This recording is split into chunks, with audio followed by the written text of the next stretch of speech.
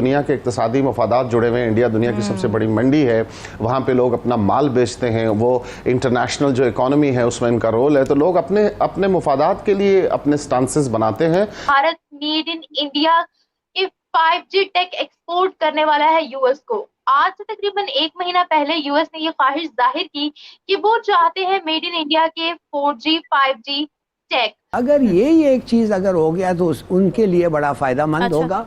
ठीक है, हमें पैसे मिल गए हैं, लेकिन जब आज ये डेफिनेशन सामने आई स्टैंड बाय अरेंजमेंट मुआहदे की, तो इसकी डेफिनेशन पढ़ के ये पता चला कि ये तो एक सिर्फ वक्ती पाकिस्तान को रिलीफ मिलने जा रहा है। तीसरी बात यह है कि आपके किसी दोस्त और ने पैसे नहीं दिए आपको, जस्ट रियलिटी चेक कर लीजिए। सऊदीया के पैसे भी नहीं आए, यूएई के पैसे भी नहीं आए, मल्टीलैटरल्स के पैसे भी नहीं आए, आईएमएफ को तो आपने किया ही delay.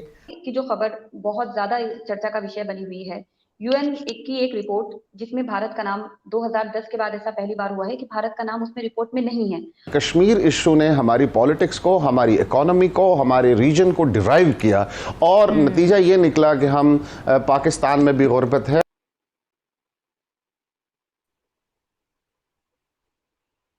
So this is the Pakistan network. UN महासचिव एंटोनियो गुटेरेस कहते हैं कि भारत ने ऐसे बहुत सारे कदम उठाए हैं, बहुत सारे ऐसे उपाय किए हैं जो सराहनीय हैं और इस वजह से भारत का नाम उस रिपोर्ट से निकल चुका है। हेलो फ्रेंड्स, जय हिंद। हिंदुस्तान स्पेशल में आपका स्वागत है दोस्तों। संयुक्त राष्ट्र ने हाल ही में एक रिपोर्ट पेश की है जिसमें उन्होंने भारत का नाम उस लिस्ट से हटा दिया है जिसमें बच्चों पर पड़ने वाले सशस्त्र संघर्ष का प्रभाव शामिल था। इसका मतलब है कि कश्मीर में बच्चे पहले के मुकाबले ज्यादा सुरक्षित हैं। इस लिस्ट में से भारत का नाम हट जाने से पाकिस्तान बहुत दुखी दिखाई दे रहा है। बच्चों की सुरक्षा आधारित लिस्ट में भारत का नाम हट जाने के बाद पाकिस्तान और ज्यादा चिंतित हो गया है। पाकिस्तान ने हमेशा ही इंटरनेशनल स्टेज पर कश्मीर की बेवजह की गलत बातें बताकर भारत की छवि को धूमिल करने की कोशिश की है। वहीं बच्चों की सुरक्षा खतरे वाले लिस्ट में अभी भी पाकिस्तान का नाम शामिल है।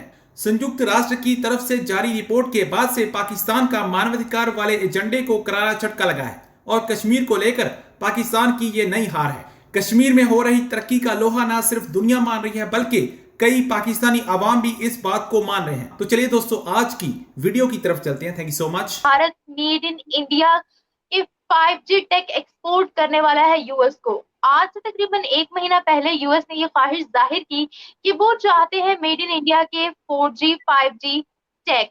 क्या कहेंगे मैम इसके बारे में? और दूसरी खबर ये है कि मालदीवियन गवर्नमेंट ने जो है वो ये बोला है कि हमारे लिए इंडिया फर्स्ट पॉलिसी बहुत मैटर करती है। 5G नेटवर्क पहले हम 2G में थे, फिर हम 3G में आए, फिर हम 4G में आए, अभी हम 5G में आ चुके हैं।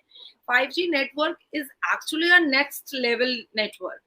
देखिए, किसी देश को तरक्की करने के लिए वहाँ की नेटवर्किंग को एक्स फैक्टर में होना बहुत जरूरी है। वहां पर नेटवर्क जो है वो बहुत नॉर्मल होना बहुत जरूरी है। वैसे आपके पाकिस्तान का नेटवर्क हमेशा प्रॉब्लम में रहता है और इलेक्ट्रिसिटी भी हमेशा प्रॉब्लम में रहती है। जब देखो ग्लिच और ब्लर का मसला लगा ही रहता है। सो नेटवर्क्स को जो है उसमें मिशन क्रिटिकल नेटवर्क्स होते हैं, नेटवर्क स्किलिंग्स होती है, प्राइवेट नेटवर्क्स होते हैं, फिक्स्ड वायरल एक्सेस होते हैं, स्मार्ट फैक्ट्रीज होती है। देखिए, ब्राउजर प्रोडक्ट्स हम लोग सब यूज करते हैं। तो अभी जैसे हम लोग ज्यादा नहीं, आप 1 महीना पीछे चले जाइएगा तो बहुत सारे देशों ने कहा कि अरे ये फोन से phone to phone payment, UPI payment, Google payment में इंडिया सबसे आगे निकल गया। हम लोग जब पे करते हैं, इंडिया जब एक ट्रांजैक्शन दूसरे देश में या दूसरे स्टेट में करता है तो हमारा कोई पैसा नहीं खर्च होता है, हमारा कोई पैसा लगता नहीं है।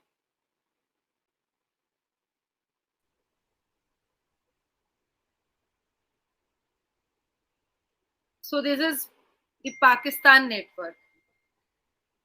ठीक है, तो हालिया में हम लोग UPI payment, Google to Google payment को और फोन टू फोन पेमेंट पे भी हम बहुत रिनाउंड हुए थे और बहुत सारी तारीफ हमने बटोरी थी कि पता नहीं कहाँ से हम ये एप्स लेकर आए हैं कि कोई एक्सपेंसेस नहीं होते और हमारा अगर हम 50 रुपया भेजते हैं तो 50 का 50 उधर मिल जाता है। इवन मैं इन चीजों को अपने जितने भी स्टाफ्स हैं उनके लिए मैं बहुत इस्तेमाल करती हूँ क्योंकि बहुत स्मूथ होता है, बहुत कंफर्टेबल होता है। अब 5G पे आते हैं। टेलीकम्युनिकेशन में 5G is the fifth generation technology, standard for broadband cellular network. अच्छा, फोन के लिए 2019 में हमने वर्ल्ड वाइड इसको देखा था। प्लान जो था वो 4G का था, फिर इसको इनहांस किया गया, इसको और बेटर किया गया, इसको और इम्प्रूव किया गया, और तब फिर ये 5G पर आया। अब देखो आप कि हम अभी तारीफ सिर्फ अगर हिंदुस्तान की मीडिया कर रही होती तो पाकिस्तान तुरंत कहता, देखा गोदी मीडिया ने पूरी तारीफ कर डाली। पर थैंक गॉड कि यूएसए कह रहा है कि भैया आप मुझे अपना 5G का नेटवर्क दो, तो वहां के मीडिया दिखा रहे हैं, तब हमारी मीडिया दिखा रही है। अदरवाइज ये हमने सिर्फ बोला होता और बहुत देश विदेश के न्यूज़पेपर्स में और बड़े बड़े न्यूज़पेपर्स में और बड़े बड़े चैनल्स पे नहीं आया होता, तो फिर ये कह देते कि देखो देखो ये तो गोदी मीडिया दिखा रहा है, पाकिस्तान तो सबसे पहले हवा उड़ा देता।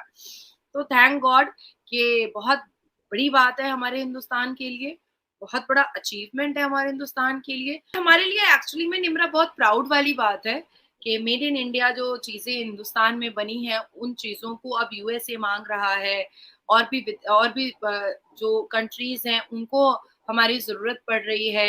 ये हमारे लिए बहुत प्राउड वाली बात है। और देखिए, जिन जिन देशों से हमारे रिलेशंस, हमारे प्रधानमंत्री के रिलेशंस अच्छे हैं, डेफिनेटली वहां पर हमारे एक्सपोर्ट इंपोर्ट के काम होंगे, वहां पर से हमारा बिजनेस स्टार्ट होगा, तो डेफिनेटली हमारे जितने भी रिलेशंस हैं वो अच्छे होंगे। की जो खबर बहुत ज्यादा चर्चा का विषय बनी हुई है, यूएन की एक रिपोर्ट जिसमें भारत का नाम 2010 के बाद ऐसा पहली बार हुआ है कि भारत का नाम उसमें रिपोर्ट में नहीं है। और यूएन महासचिव एंटोनियो गुटेरेस कहते हैं कि भारत ने ऐसे बहुत सारे कदम उठाए हैं, बहुत सारे ऐसे उपाय किए हैं जो सराहनीय हैं, और इस वजह से भारत का नाम उस रिपोर्ट से निकल चुका है। तो फाइनली 2010 के बाद ये हुआ है, तो हम आपसे जानना चाहेंगे उस रिपोर्ट के बारे में। और वो रिपोर्ट है children in armed conflict, Kashmir से जुड़ी हुई ये रिपोर्ट है। सर, इस बारे में बताएं हमारे दर्शकों को।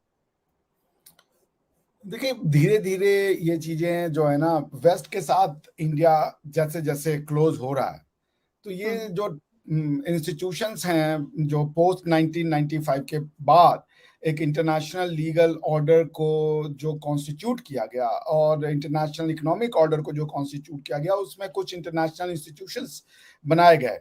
और वो जो इंटरनेशनल इंस्टीट्यूशंस बनाए गए थे वो बेसिकली वेस्टर्न जो understanding of the world order है जो उनको दुनिया से चाहिए था, क्योंकि उसके पहले तक वही दुनिया पे रूल कर रहे थे। आप अगर देखें तो यूरोप जो है वो दुनिया पे रूल कर रहा था, तो उन्होंने अपने हिसाब से अपनी समस्याओं के से निजात पाने के लिए, उसका हल ढूंढने के लिए इस तरीके की इंस्टीट्यूशंस बनाई। उसमें यूनाइटेड नेशन एक प्रमुख इंस्टीट्यूशन है, और भी इंस्टीट्यूशंस हैं जैसे ब्रिटेन वुड इंस्टीट्यूशन हो गया आपका, IMF, वर्ल्ड बैंक, फिर ITO था जो बाद में वर्ल्ड बैंक के रूप में बना।